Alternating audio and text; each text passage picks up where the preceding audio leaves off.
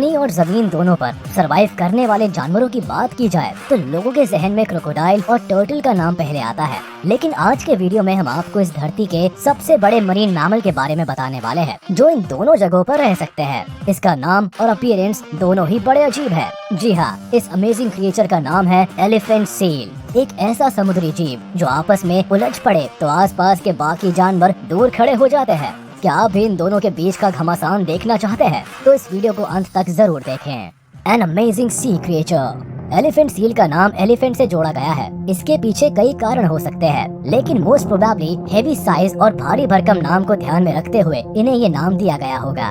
इनकी ये नाक इनकी सबसे बड़ी ताकत के रूप में जानी जाती है। भारी भरकम शरीर होने के बावजूद समुद्र में सबसे गहराई में गोता लगाने वाले एनिमल्स में इनका नाम शुमार है।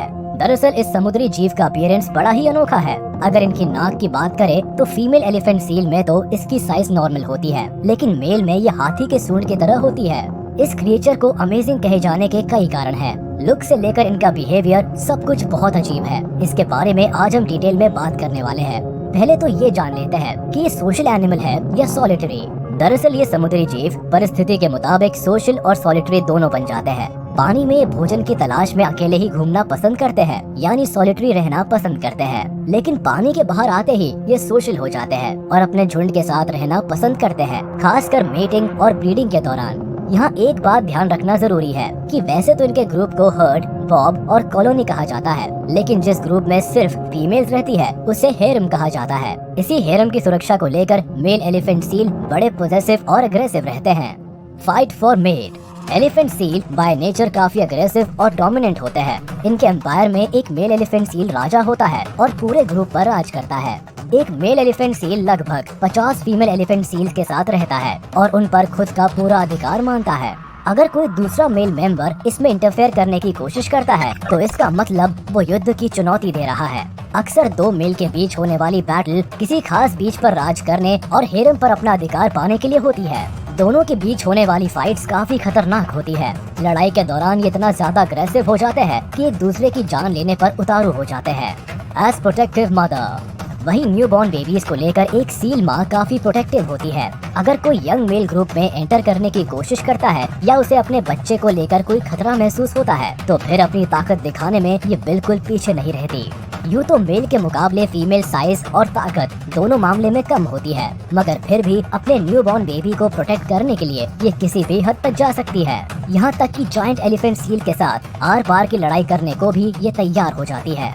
हालांकि इस लड़ाई में फीमेल सील को बहुत कम ही सफलता मिलती है। मदर सील जन्म के लगभग 1 महीने के बाद ही अपने पप को अकेला छोड़कर चली जाती है, जिसके बाद बच्चे को खुद ही सरवाइव करना होता है। हालांकि करीब 3 साल की उम्र में ये मैच्योर हो जाते हैं। जहां फीमेल हैरम में शामिल होती है, वहीं मेल को अपनी टेरिटरी बनाने के लिए निकलना पड़ता है। Where do they live? ये डीप डाइवर क्रिएचर्स ईस्टर्न और सेंट्रल नॉर्थ पैसिफिक ओशन में पाए जाते हैं। समुद्र की गहराइयों में अपना ज्यादातर वक्त बिताने वाले ये जीव पानी में करीब 2 घंटों तक सांस रोक कर रख सकते हैं। है ना कमाल की कला। साल के सिर्फ 2 महीने ही ये जमीन पर रहते हैं। कोल्ड वाटर में सरवाइव करने के लिए इनके शरीर में मौजूद ब्लड का काफी इम्पोर्टेंट रोल होता है। दरअसल इसके ब्लड में मौजूद हीमोग्लोबिन मॉलिक्यूल ज्यादा ऑक्सीजन सोखने में केपेबल होता है। वैसे पानी में तो ये काफी स्पीड से तैर लेते हैं, लेकिन जमीन पर ये बड़े ही ऑकवर्ड तरीके से चलते हैं। Size, weight and life span. यूँ तो साइज और ताकत के मामले में मेल सील का कोई मुकाबला नहीं कर सकता, लेकिन इनकी जिंदगी फीमेल के मुकाबले कम होती है। एक मेल सील का लाइफ स्पैन मैक्सिमम 13 साल का होता है, जबकि फीमेल लगभग 19 से 22 साल तक जिंदा रह सकती है। अगर मेल एलिफेंट सील की साइज की बात की जाए तो इनका वजन लगभग 3500 किलो से लेकर 4000 किलो तक होता है और लंबाई करीब 20 फीट तक होती है। वहीं फीमेल एलिफेंट सील करीब 1000 किलो तक भारी और करीब 8 से 10 फीट लंबी होती है। अब आप ये इमेजिन कर सकते हैं कि ये जायंट क्रिएचर कितने विशाल और ताकतवर होते हैं। खैर इनकी साइज अलग अलग प्रजातियों पर डिपेंड करती है। Southern mail elephant seal size की तुलना में नदर्न एलिफेंट सील से कहीं ज्यादा बड़े और वजनी होते हैं। ये अपने जीवन का लगभग 80% समय समंदर के अंदर ही बिताते हैं। यूँ तो एलिफेंट सील करीब 5000 फीट गहराई तक पानी में डाइव लगा सकते हैं, लेकिन ये एवरेज 1 से 2000 फीट तक ही गोता लगाते हैं। इनके शरीर पर पाए जाने वाला थिक लेयर का प्रोटेक्टिव कवर इन्हें ठंडे पानी में फ्रीजिंग से बचाता है। शरीर गर्म रखने की इस प्रोसेस में इनके ब्लबर का काफी इम्पोर्टेंट रोल होता है, जिसमें एक तरह का ऑयल पाया जाता है। इसके अलावा इनके लंग्स भी स्पेशल तरीके से डेवलप हो चुके हैं, जिससे इन्हें गहराई में भी सांस लेने में दिक्कत नहीं होती है। Food behaviour. एलिफेंट सील को दुनिया के लार्जेस्ट कार्निवोर में से एक माना जाता है, जो अपने शिकार की तलाश में गहरे पानी में डाइव लगाने में माहिर होती है। अगर इस क्रिएचर के भोजन की बात करें तो मेल और फीमेल की फूड हैबिट्स में बहुत अंतर देखने को मिलता है। डीप वाटर में तैरने वाली फीमेल सील्स लैंटर्न फिश, हेक, रैक फिश और स्क्विड को अपना भोजन बनाती है। वहीं मेल्स इस मामले में थोड़े अलग है।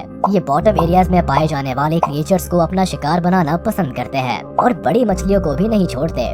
एक्सपर्ट्स बताते हैं कि समुद्र में भोजन की तलाश के दौरान ये काफी दूर तक निकल जाते हैं। इस दौरान यहाँ मेल सील एक ही सर्टेन रूट को फॉलो करते हैं, वही फीमेल्स अलग अलग रूट्स का इस्तेमाल करते हैं। प्रेडेटर्स। इस धरती पर लगभग सभी जानवरों का शिकार कोई न कोई जानवर करता ही है, पर आपने कभी सोचा है कि इस जायंट क्रिएचर का शिकार कौन करता होगा? दरअसल समुद्र के सबसे बड़े शिकारी ऑर्का को इसका मेन प्रेडेटर माना जाता है। इसके अलावा लार्ज शार्क, लेपर्ड सील भी इनके सबसे बड़े शिकारी होते हैं, जिससे इन्हें सबसे ज्यादा खतरा होता है। हालांकि इनके ब्लबर के लिए इंसान भी इनका शिकार करते हैं और कई बार तो फिशिंग नेट में फंसकर और जहाजों से टकराने पर भी इनकी मौत हो जाती है। यानी नेचुरल और ह्यूमंस दोनों कारणों से इनकी जान जाती है। Fights between elephant seals. जहाँ एक ओर इनकी बेशुमार ताकत है, वहीं दूसरी ओर अमेजिंग सर्वाइविंग एबिलिटी। यही वजह है कि आपस में लड़ाई के दौरान ये बेहद गुस्से में होते हैं, जिन्हें कंट्रोल करना किसी के बस की बात नहीं है। लड़ते समय ये काफी जोर की आवाजें भी निकालते हैं। आइए इनके कुछ फाइटिंग मोमेंट्स पर नजर डालते हैं और ये समझने की कोशिश करते हैं कि क्या होता है जब दो एलिफेंट सील्स आपस में भिड़ते हैं। Two elephant seals fight for mate. ये वीडियो उस वक्त रिकॉर्ड किया गया था जब एक मेल एलिफेंट सील दूसरे इलाके के फीमेल के साथ मेट करने पहुंचा, लेकिन शायद उसे इस बात का अंदाजा नहीं था कि वहां किसी और का राज चलता है। इतनी देर में ही उस इलाके का दादा वहां आ पहुंचता है। सबसे पहले एलिफेंट सील अपने राइवल को धमकाने की कोशिश करता है, जोर जोर से आवाज निकालकर मानो कह रहा हो कि ये इलाका खाली कर दो, लेकिन ऐसा हुआ नहीं और अंत में ये मामला हाथापाई तक पहुँच ही गया। इस क्लिप में आप देख सकते हैं कि जब दो डोमिनेंट मेल सील आपस में टकराते हैं तो नजारा बेहद खतरनाक होता है और इनका हमला भी। Elephant seal versus elephant seals. ऐसा ही एक फाइट सीन यहाँ भी देखने को मिला जब एक एलिफेंट सील ने अपने इलाके में दूसरे एलिफेंट सील को देखा। वो सब कुछ छोड़कर उसके पीछे पड़ गया। भारी भरकम शरीर और खतरनाक दांतों की मदद से जब ये हमला करते हैं तो इनका मुकाबला देखने लायक होता है। लेकिन इस वक्त ये दोनों बराबर ताकत वाले दिख रहे हैं, इसीलिए मुमकिन है कि ये झगड़ा टल सकता है, वरना दोनों को इसका खामियाजा उठाना पड़ सकता है। और आखिर में यही हुआ। थोड़ी नोक-झोंक के बाद समझदारी दिखाते हुए एक दोनों पीछे हट जाते हैं और दोनों के बीच होने वाली टक्कर यही रुक जाती है। Elephant seals fight in water. यहाँ दो एलिफेंट सील्स आमने सामने हैं। दरअसल इनके आपस में उलझने का कारण हर बार लगभग सेम ही रहता है। इस बार भी मामला दूसरे ही टेरिटरी में घुसपैठ का है और अब घातक रूप लेने वाला है। जिस तरह जंगल में शेर दूसरे शेर को अपनी टेरिटरी में बर्दाश्त नहीं करते, ठीक वैसा ही स्वभाव इनका भी होता है। देखते ही देखते दोनों आपस में उलझ पड़ते हैं और एक दूसरे पर हमले का सिलसिला शुरू हो जाता है। अक्सर इस तरह की फाइट्स में एलिफेंट सील की स्किन काफी बुरी तरह से जख्मी हो जाती है, जिससे इन्हें कई तरह की बीमारियां भी होती है और कई बार तो ये इनकी मौत का कारण भी बन जाता है। शुक्र है कि ये फाइट ज्यादा देर तक नहीं चली और एक सील वापस पानी में भाग जाता है, वरना अंजाम और भी बुरा हो